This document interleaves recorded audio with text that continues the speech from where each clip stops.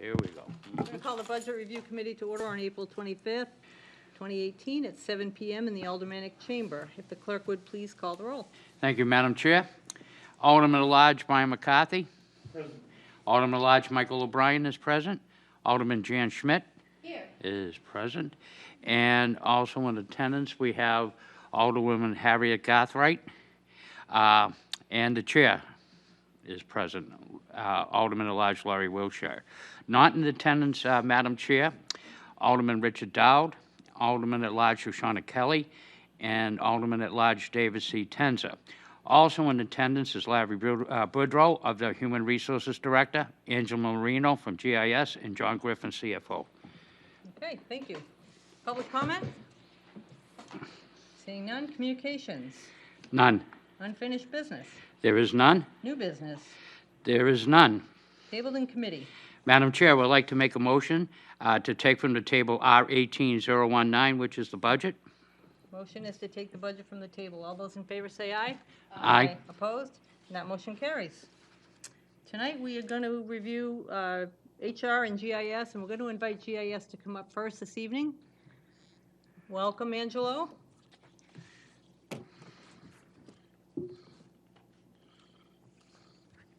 Thank you. Floor is yours. My name's Angelo Marino. I'm the GIS manager for the city. GIS is a two-person department, and we provide GIS services for any and all city departments, as well as web maps and applications for the public through our suite of software. Give you just a little bit of background about the things that we've done. There are some of our applications that get used daily, such as the mile marker map, which is used in both police and fire dispatch. We have a building permit improvement display map, which displays every building permit which was issued since 2013. We have hydrant maps and city maps that fire department personnel will use on their phones and mobile devices to determine the closest fire hydrant when a fire is dispatched. We have a myriad of other things. Give you a little bit of how popular some of our maps are. In 2016, our holiday stroll map in 4 days had 19,788 hits. And in 2017, we had just a little over 18,000 hits in 4 days for our holiday stroll map. So we know our maps are being used, and they're helping citizens, taxpayers, and city departments to know a little bit more about the city and to gather information and make more intelligent decisions. As it concerns my budget, the budget is relatively flat except for two items. Software maintenance. We are purchasing another module of software this year, which will allow us to take advantage of live stream information, as well as be able to email from directly from GIS software when work orders might be placed. And another item is computer supplies, because we feel the need to purchase some devices that can be used in the field that we can use as loaners for city departments. Other than that, if you would like to have anyone ask any questions, I'd be happy to answer them, Madam Chair. Okay, the GIS revenue is on page 39, and the appropriations are on page 123. The committee have any questions? Alderman O'Brien. Thank you, Madam Chair. I do not have a question, but basically just to say to the people who do watch, I am on the chairman of the Infrastructure Committee, and when we do have questions and everything, like you say, some of the things we do bring up on the main screen is the maps, the GIS maps, so everybody knows what they're talking about. It's a nice presentation. It's definitely worth it, and it gives a clear, concise, exactly what the committee is doing. So thank you for your work on that. Typically, you're speaking about the GIS viewer that we have deployed. And we are consistently every month either number one or number two in hits on the city's webpage. Alderman McCarthy. How old is our photography at this point, and when do we need to do it The again? latest photography we had is 2017. So we would do that in another year or two, probably. Yeah, we're due for another flight in the spring of April 2019. Any other questions? Seeing none, thank you very much. Appreciate you being here this evening. Thank you. Okay, next up, we have Mr. Boudreau from Human Resources and John Griffin, our CFO. Thank you for being here this evening. Thank you. Sure, you bet. For the committee, the HR and benefits or appropriations are on page 86 and 89. So, but I believe Mr. Boudreau has a presentation for us this evening. I do, thank you. My name is Larry Budrow. I'm the Human Resources Director. I'll go through this at a pretty good clip, and if I'm going too quickly, you could direct me so. Sure. All right. Human resources departments are common to almost every organization in the country now, and we've developed a fresh mission over the last couple of years to support and facilitate the city's relationship with its employees from an applicant's first contact with the city through retirement and beyond retirement by managing and administering the city's recruiting, payroll, compensation, benefits, and employee labor relations functions. And I'll point out later that when I say beyond, we have an ongoing relationship with 1,100 City of Nashua retirees through their continuation of health insurance or dental insurance. Our group of 10.5 people is segregated into 4 subsets, 4 functional subsets. And the space before benefits is intentional because the first 3, HR administration, payroll, and HRIS, are all what's included in the human resources budget. And the benefits group is included in the benefits self-insurance expendable trust fund. Here's the HR, payroll, and HRIS team. Solid people, well-educated, experienced, doing a good job. That group represents 7.5 people, actually 7.625. And the budget for the people and the associated other expenses, including $20,000 of tuition reimbursement that's distributed to UAW members and unaffiliated members, brings us to a total fiscal 19 budget of $772,000. I have one slide for each of those subsets. The group called Human Resources Administration is essentially the group that is charged with finding people, hiring people, getting them on the system, orienting them, helping facilitate transfers, etc. As a quick set of facts, in the last 12-month period, we posted 116 jobs. We have posting requirements that are insisted upon by union contracts. Of those 116 jobs, we facilitated 40 internal transfers through bidding and interview processes. We hired 30 election workers, 70 full-time employees, and 160 seasonal employees. There's a lot of action there. Payroll department is comprised of 3 people. We pay 2,000 employees every Thursday, and on every other week we add another 1,200. So pay 100 Board of Public Works retirees weekly out of this payroll system. We have self-funded workers' compensation and disability income plans here at the city, and we pay those benefits on behalf of the risk department. We pay elected officials monthly and quarterly. The annual payroll, and actually I took this number from the appropriated annual payroll, so the city's appropriating $140 million for payroll. In fact, there would be some more for those employees who are grant funded or enterprise funded. In January, we produced 4,000 W-2s, so we had 4,000 different people who worked here in some capacity or another in 2017. The prior group operates just with the city itself, the 800 plus or minus employees at the city. Payroll and benefits both support both the school and the city. And when you put that together, there are 20 union and non-union agreements, and I'll spend the most time telling a couple of stories when I get to the HRIS slide. HRIS stands for Human Resources Information Systems. I pause for a moment just to look at the top line there.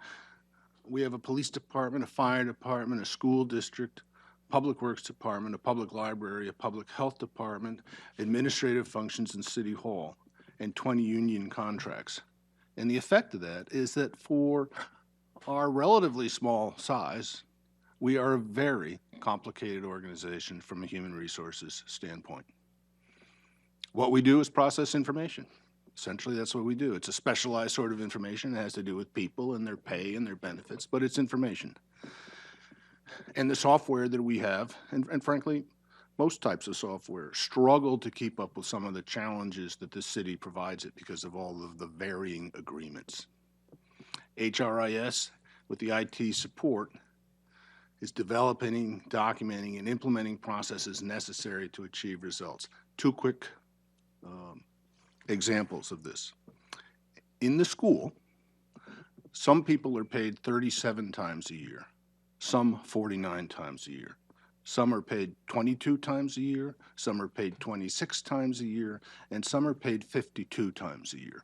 So if you're going to calculate an employee's contribution to their health insurance premium, typically you would take 12 months of the premium divided by 52 weeks, and that's how much they pay. But we have to do 22, 26, 37, 49, and 52.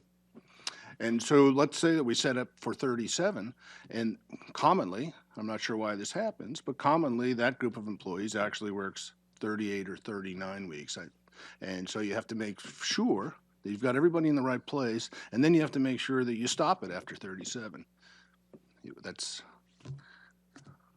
another, there was one other example that I wanted to mention, and it slips my mind right now. The benefits group is comprised of 3 full-time people, and a piece of my salary is allocated there.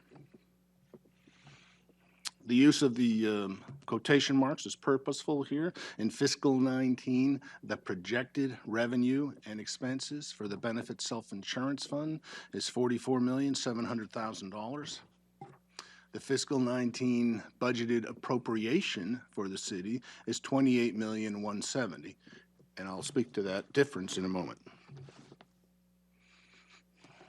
Repetitive, but I point out again, 20 union, non-union agreements makes things complicated. We have a self-insured health and a self-insured dental plan. I have a slide on those. We have 5 different health plans. We have 2,100 employees enrolled, and with their families, that would account for 5,200 lives being covered. 7 different dental plans. Oh, that's the other thing I wanted to mention. I've worked at some companies with as many as 120,000 employees, and I can tell you, based on nearly a lifetime of experience, no organization needs really more than 3, probably only 2, lots of them only 1 dental plan. But it's just a fascinating aspect of this city and its decentralized government and the autonomous union negotiations that have taken place over the years, so that somebody may add a small twist to a plan. And so so 7 plans and 5 plans, we just get into exponential number of complications, and that's what makes the HRIS job so interesting. We have 1,100 retirees in the state of New Hampshire. If you have worked for a municipality, you are essentially eligible for COBRA, that benefit that allows you to continue health insurance for 18 months by federal law. But you're essentially eligible to continue health insurance at your past employer for your lifetime. And so we have 1,100 people who are remitting payments to our team on a monthly basis. That group administers short-term, long-term disability, life, and vision insurance plans. We offer flexible spending and dependent care spending accounts and health savings accounts to accompany our high deductible health plan. We have a 457 deferred savings plan in the city. There's a 403B savings plan in the school, and we provide some assistance, but they're largely administering it there.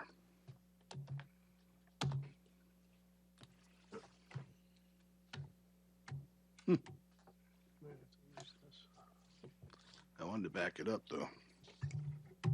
There, thank you. The benefits plan is also promoting employee well-being with an eye towards cost savings. I cut off savings because it didn't fit well on the slide.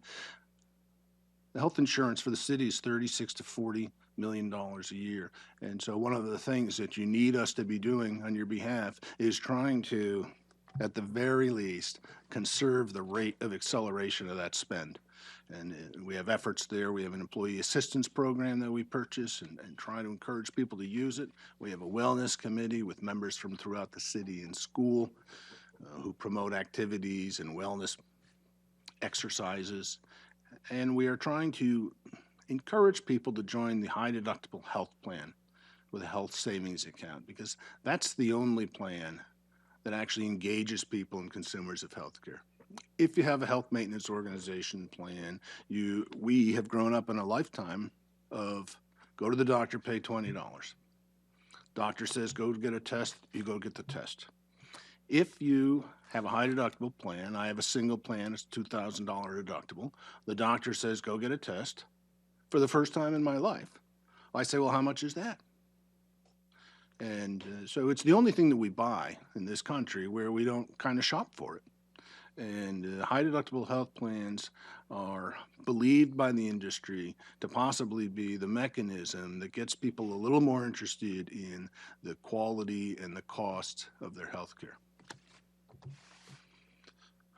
I'll talk about self-insurance for a moment. Stop me if you know enough, but we don't buy insurance for health or dental from an insurance company. We don't pay premiums. We're self-insured, and that we've been doing that for at least 30 years. And I snipped a couple of pieces out of the Chapter 50 of the National Revised Ordinance.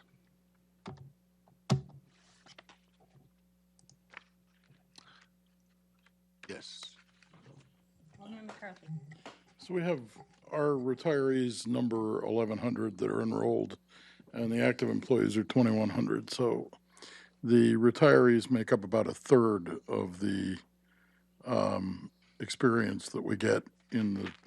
Alderman McCarthy, after I submitted this slide, I looked at that and I said, yeah, someone's going to notice that. The fact is that many of the retirees actually are on a fully insured Medicare Advantage plan that we purchased through Anthem. So the numbers don't add up, but they're correct. I guess my follow-on question was going to be, do we know what the experience ratio between the two cohorts is? By that, I mean, how much of our self-insurance claims are we paying for active employees versus retirees? I don't know off the top of my head, but following up on what I was saying about the Medicare Advantage is that most of those 1,100 retirees are over age 65, and we're facilitating a fully insured plan that we purchased through Anthem.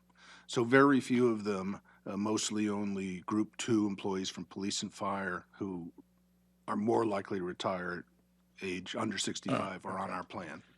So I don't know the number, but it's not very much. I'm not, and I don't think there's anything I want to try to do about it other than understand it, but Yeah. the working rate is basically set by the experience from both cohorts. But it may be that if you did it differently, the working rate for retirees would actually be higher. So when you look at it that way, there is some subsidy built into the retirees in the amount that of the working rate that we're paying on active employees that wouldn't be there if we didn't have the retirees. And I'd like to understand a ballpark for what that number is.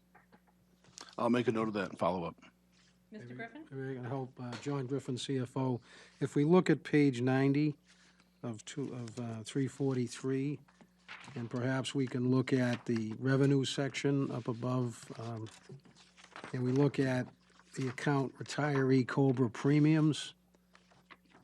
This would be the amount, this 3.85 million, that would be the amount that the retirees, it's made up predominantly of retiree contributions, but there is some COBRA premiums in there, so that's 3.85 of a $44.6 million number. But is that number just, that number covers the Medicare retirees as well, correct? That covers both, that's correct.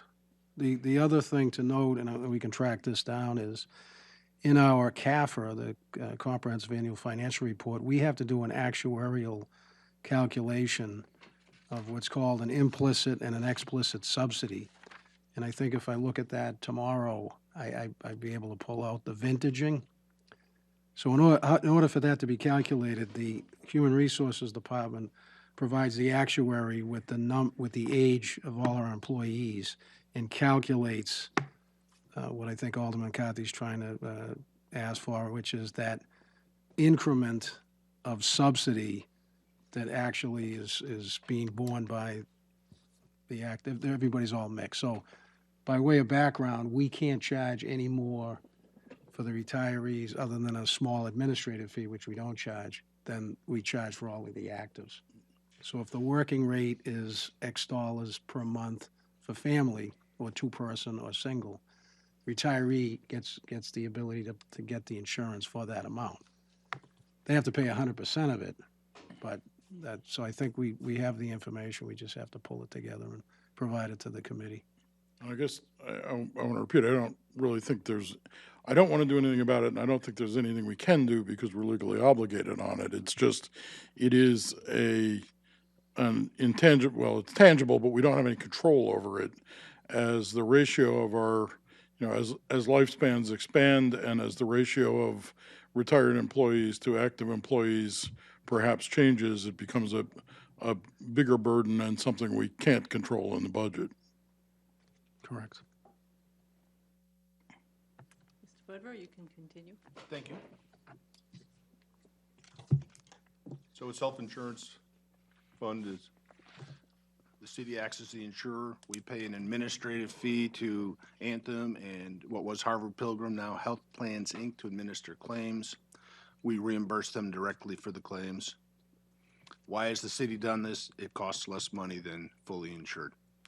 For the obvious reason, the insurance company isn't retaining any money other than the administrative fees we're paying them. The increases here in the city have been consistently less than industry trend. We know that for sure for at least the last 10 years. And the cost of our working rates is less than the comparable fully insured plans for municipalities and school districts in New Hampshire. And I prepared some slides, but perhaps you'd like to lead the conversation directly from the budget book, if you like. Sure. Alderman McCarthy. One more insurance question. Yes. What's our premium on the stop loss insurance this year, and what did we get paid back in claims?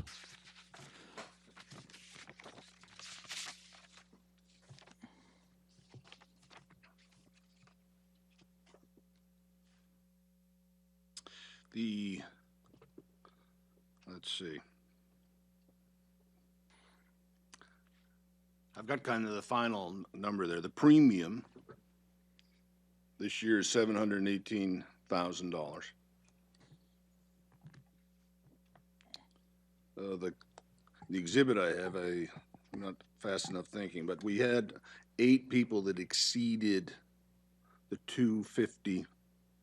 1, 2, 3, 4, 5 that exceeded the 350. So this first year, it cost $180,000 more for the city to have the 350 over the 250. If we had done the same thing last year, it would have worked to our advantage. So we would have been $140,000 to the good in fiscal 2016. We were 180, negative 17. How many people did we have that were over 350? Over 350 was 1, 2, 3, 4. Sorry, 4. 2016, two claims amounted to $1 million. I wish those people well. Okay, the appropriations are on page 86. Any questions from the committee on the appropriations?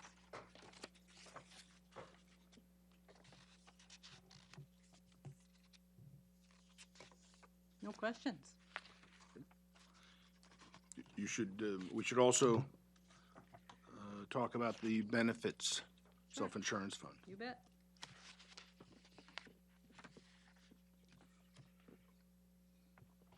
Benefits are on page 89.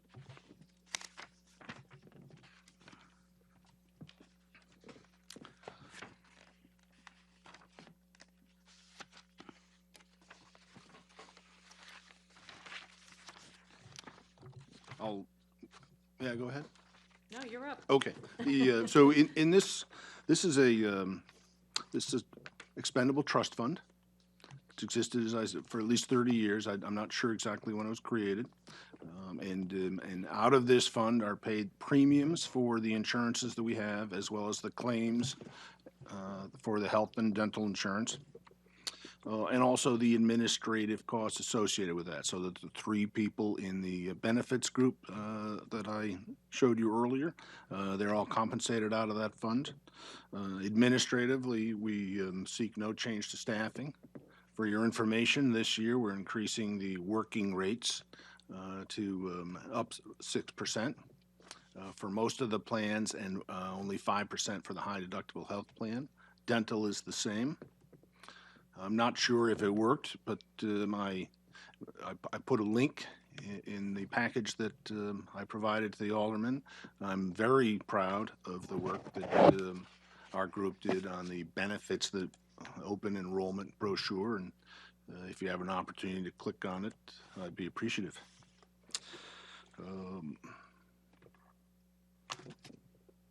I suppose it's not for me to call on Mr. Griffin, but would you ask him if he has Mr. anything Griffin, do to you add? have something to offer? Thank you. I think the plan's working according to the way we designed it. The appropriations are approaching the spend from the general fund perspective, as well as the enterprise funds and solid waste fund, special revenue funds. So getting a lot more subscription to the high deductible with the companion health savings account. I think the more we get into that, the better it's going to be to add that consumer-driven process to the choices that we make. So I think we're in good shape. As far as the benefit fund, it ended June 30th, 2017 with a balance of $9.6 million. So with claims being about $3 to $3.5 million a month, it's a very, very good balance. It's almost 3 months of claims. So, and we're protected, as we just mentioned, with the stop loss at the 350 level.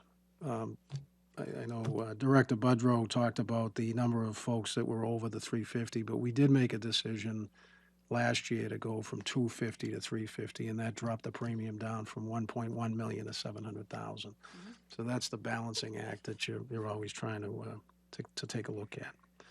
And with that, that's all I have. Thank you. Thank you. Any questions from the committee? Seeing none, thank you. Thank you very much. Appreciate your time and your exhibits. And I clicked on the link too earlier and looked at it. Pretty good stuff. Thank you. Yeah, you bet. Thank you. Do we have a responsibility here? All right. Alderman O'Brien. Thank you, Madam Chair.